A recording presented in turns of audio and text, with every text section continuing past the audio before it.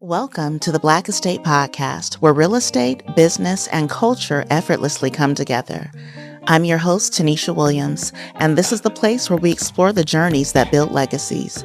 Expect conversations with a natural flow, sharp insights, and all the real talk that makes the Black Estate more than just a magazine. It's a movement. Let's dive in. First of all, David, thank you so much for joining us at the Black Estate Magazine. This is an honor to be able to interview you. My pleasure. We've been old friends, and so just to be able to catch up with you and your journey, it means a lot to me, and also being able to, also give you that platform to talk about what you're doing right now, because you're making some big moves. David, tell us a little bit about where your entrepreneurial journey began. What inspired you to open Sideline Bar and Social Lounge? Well, that's a long journey there. Those are two different pinpoints. But however, to start with your question, entrepreneurial journey probably started as a youngster. I've been involved in sales since I can remember. I've been working since I was 13. So I have a pretty extensive journey when it comes to sales and entrepreneurship.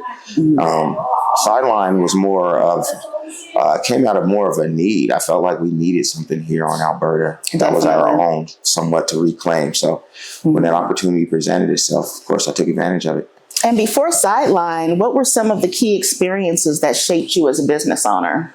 Real estate. I've been, as you know, we've been in real estate. I've been in real estate over 20 years. Sales and real estate really set me up to be an entrepreneur, to learn how to feed myself, taught me discipline, things of that nature. So it just kind of was a natural progression to food and beverage, which really started also out of a love.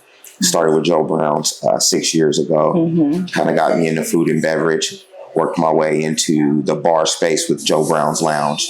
And here we are with the second edition here with Sideline Social Lounge. Nice. Yeah.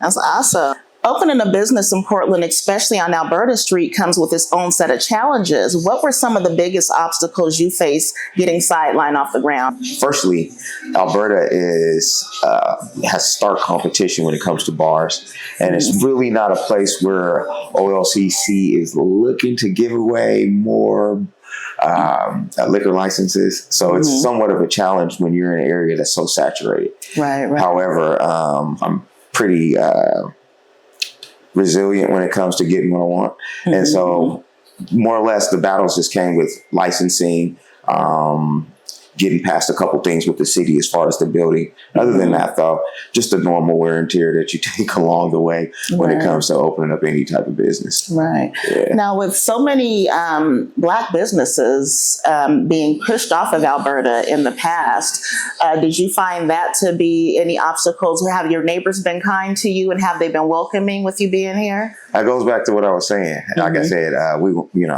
we're here because we want to be here, not necessarily because we're wanted here. Right. But again, that's not something that's really a big deal to me. We find a way to matriculate through whatever situation we have to. Right. And to be honest with you, Alberta's been great.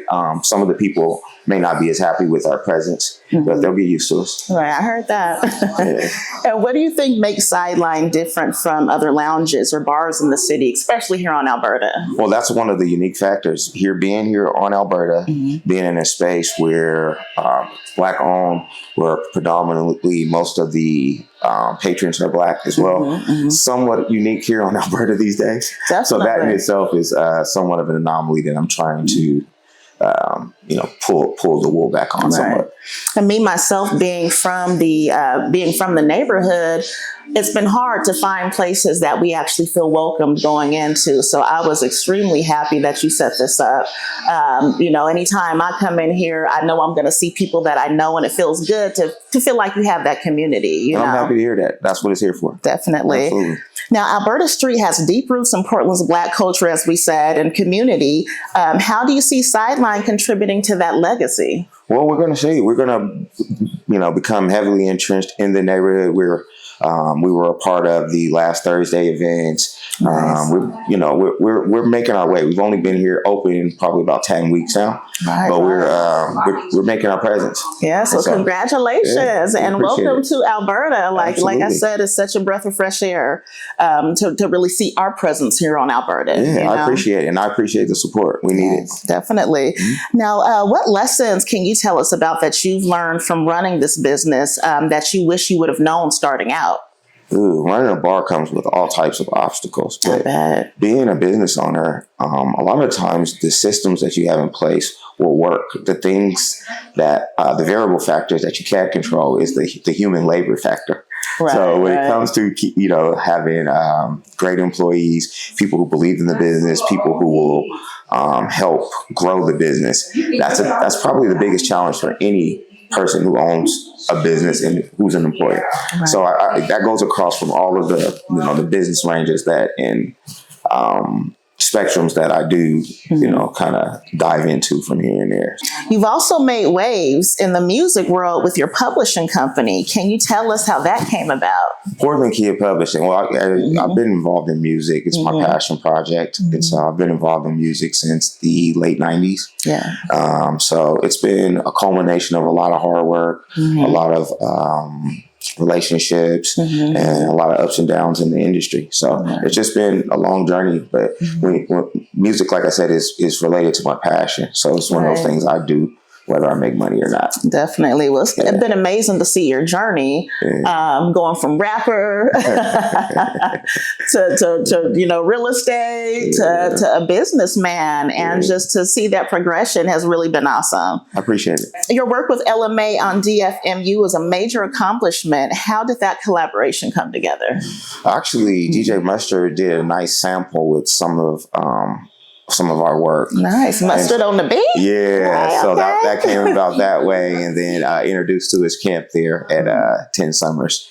So it was definitely a blessing to be a part of that project for sure. Nice. Dope. How do you balance being both a business owner and a creative? Is like the creative kind of the therapy for you to your business side? I think any person who has their life entrenched in the business the way that I do, you have to have some type of outlet. Right, so that kind of remains an outlet for me. I love music. Like I said, I'd be doing it forever. Seeing young kids develop and giving them the opportunity that I wish I had is also another part of that passion. Nice. I love that. Yeah. Now, are there any other businesses, ventures, or projects you're currently working on outside of Sideline and your publishing company? Yes, we have Joe Browns Carmel Corn. We're actually in our, this is my 6th year owning it. Wow. The 5-year plan went well. We're actually on our second part of the 10-year plan. Yeah, Joe Browns has been doing excellent. So we have some expansion plans for the near future. And so, that's pretty much going to take up the next couple of years of my time. Nice. Yeah. And what's your long-term vision for Sideline and Joe Browns? Would you ever consider expanding or franchising? Joe Browns, like I said, we're definitely on the move there. Here at Sideline, I'm more concerned with making it a community space where people are comfortable. Right. So more than making it a big thing, like Joe Browns is more of a product that I look to expand. This is more something that's for the people, for the community, where everybody can have a place to feel home and come and enjoy the space. I love that. I see you've been doing a lot of networking and business events here, which is a really great way to bring professionals and people together. Do you plan on, of course, doing more of that? Of course. A lot of people have reached out. They love the space, which I'm happy with. It's turned out well. I've had a lot of help from a lot of creatives as well, giving me advice. So I'm not that bright to be able to do it myself, but it's been coming along. People have been reaching out. People love the space. So I encourage them to reach out to us. That's why we're here. Definitely. Yeah. How do you stay motivated and inspired as an entrepreneur in such a competitive city? I think when you're really driven, competition does play a factor, but it's really not the driving factor for me. Right. The driving factor is like I was born this way. My mom said I came out feet first running. And so I don't think I've ever stopped. And so I think it's just something that's either in you or not, and if it's not a bad thing. It's just not. Right. But it definitely was in me. Definitely. Well, I've seen it, and I'm sure everybody else in Portland has too, because you stay working on something new. And, I don't think I've seen any of your ventures not go well. Well, that's wrong. They do. That's the good thing about it is I just have the wherewithal to keep going. But nothing goes right. Even the Joe Browns Lounge over there off MLK didn't end specifically the way I want, but it went. I created it. I was able to operate. So sometimes you do have things that don't go exactly how you plan. That doesn't mean that it's not a lesson learned there, or that it's still not something that you can pivot and reevaluate and go in a different direction. And that kind of leads to my next question is, what lessons, what lessons did you learn with that last venture, and how did that better this venture? Unfortunately, it made me a little more callous to being so open to just trying to be in a space to help others. You know what I mean? At this point, I'm 47, so I have to be a little bit more selfish with my time and things that I'm spending time on. And so more than the money, I felt robbed more about the opportunity and the time that was spent. But again, I don't really get too bitter. I get better. Right, definitely. Yeah. I've had some situations too, and those situations definitely hurt, but you definitely grow from them. No, listen, they hurt, but you definitely grow. Like I said, I don't get bitter. I get better. Right, I heard that. And when you look around, this space is better. Oh, it's amazing. It really I'm my is. own competition, Really so is. it's been good. Been a good ride. So what advice would you give to upcoming Black entrepreneurs who are looking to start their own business or creative ventures? To make sure that they have, like I said, a lot of grit, a lot of grind. The entrepreneurial grind is hard. It's lonely. It's unfair. It's a lot of days of being misunderstood. But when the creator gives you a vision, it's your vision. It's not someone else's to actually execute. So if you believe in your vision, then to me, that's going to be the key. If you're going to be an entrepreneur, young, Black, white, whatever, you're going to have some fortitude. Right, definitely. Especially in a world that's kind of, in a world where things are kind of already set against you. Absolutely. You got to push a little bit harder. Absolutely. So, and I've seen you do that, and you made magic out of it. I appreciate it. Yes. How important has mentorship or collaboration been to your success? Very important. I have a lot of sheroes, a lot of mentors, mainly women, my mom, grandma. Like that confidence as a young Black man is something that you can't buy. And it's something that pushes you through those walls at times when you need to get through them. Also, things like my Aunt Margaret, she's first African-American woman elected to this legislature here in Oregon. And so her presence has been big for me as well. And it's guidance and mentorship. Yes. And I love that. I love that you give them props to the women in your life. Absolutely. You can tell that they raised a good man. Absolutely. Appreciate you, brother. Bye. What does success look like to you now compared to when you started? Success looks like peace these days. That's powerful. Yeah, I used to be fighting for money.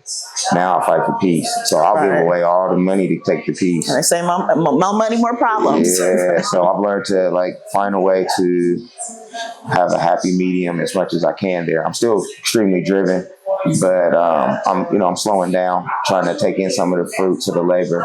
Enjoy some of the stuff I've earned. How do you balance your mental health? I know recently you lost somebody that was really important to you, one of your family members. Talmadge, Talmadge. Rest in peace, rest in love. Yes. How have you managed to still be able to manage your business and also deal with grief at the same time? How do you? Part of that stuff I'm telling you about, that fortitude. I'm human just like everybody else. I hurt, I grieve just like anyone else. However, you gotta, again, I have a lot of people that depend on me. Right. So I don't even have the luxury of taking a whole lot of time to lick the wounds and to worry about it. I pray my cousin's soul is at rest. I trust the justice system to do its thing. And, I'll just continue to keep making him proud. He made it very clear he was proud of me before he left his earth. So, well, I know he was, and he was always supporting you. Yeah. So I'll keep that up. Definitely, I thank you, and I love that that resilience. And like you said, being a business owner, you have to have a lot of resilience and have to get back up even when you don't want to. Or you got a lot of people depending on you. I got a lot of families who depend on us making things happen. So I got to continue to do that. Definitely. If you could sum up your journey in one word, what would it be and why?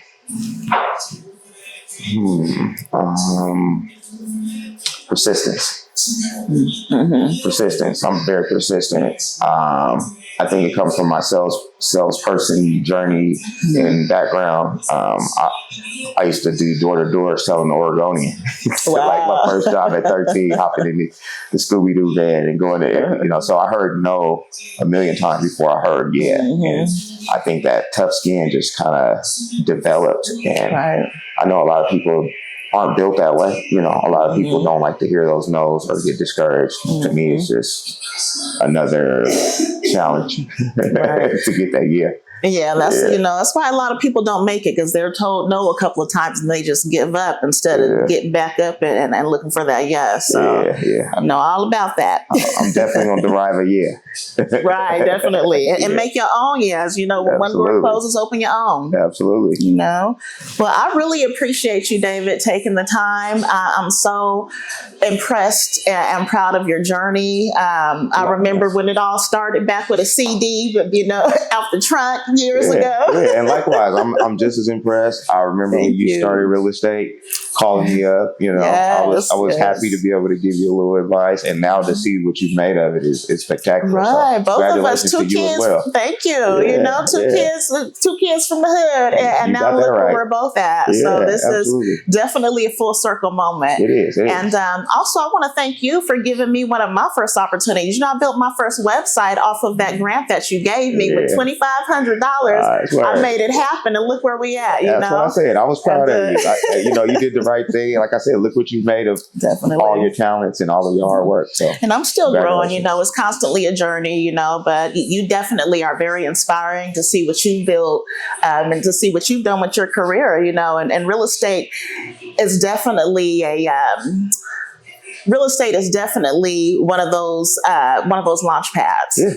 That teaches you about business and kind of gives you that entrepreneurial spirit. That entrepreneurial spirit. You're not getting paid everybody. You're not getting paid bi-weekly. Right. You're not getting paid on schedule. You don't have the option sometimes to even fire your client if they not treat you right. Man, I've dealt with some horrible clients. You learn a lot on the journey. So you learn patience. Yes, you learn. Yeah, the biggest thing is I feel like to me is you learn how to live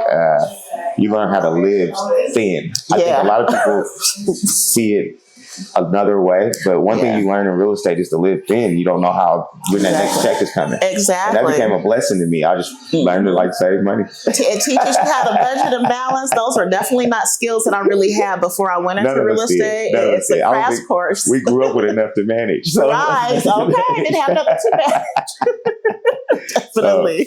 Definitely a crash course in entrepreneurship. Absolutely. But to see someone like you, to see all the things that you've done from that launching pad, this is amazing. You've had successful businesses. They're still going, and I'm very excited to see what you're going to do in the future. So just keep up the good work. I'm always going to support you, and you have a lovely establishment here. So again, thank you. I appreciate it. I definitely appreciate your time, and you already know the number. Anything you need, let me know. Thank you. And we'll be following up with you in another, probably soon, to see what else you got going on, because you always got something going on. Sounds good. Tell everybody, check out the popcorn. Come check us out here at Sideline Social. Yes. All that good stuff. Yes.